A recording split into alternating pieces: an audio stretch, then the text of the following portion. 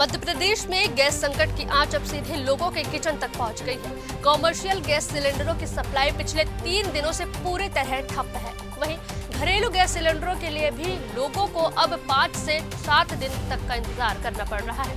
Oil कंपनियों ने साफ कर दिया है कि फिलहाल सिर्फ 15% गैस ही उपलब्ध है, जिसे इमरजेंसी सेवा और घरेलू जरूरतों के लिए ही इस्तेमाल किया जाएगा।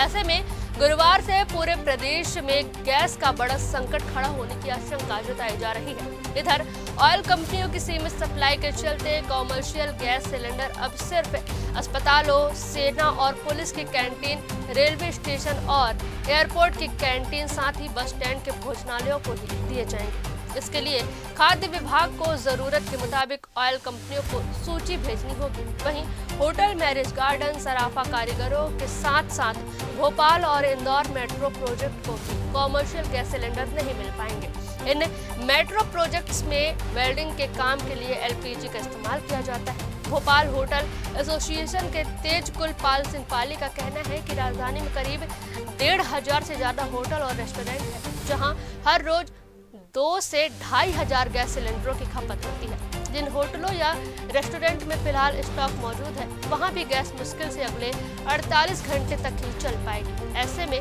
आशंका है कि इसके बाद होटल और रेस्टोरेंट को बंद करना पड़ सकता है।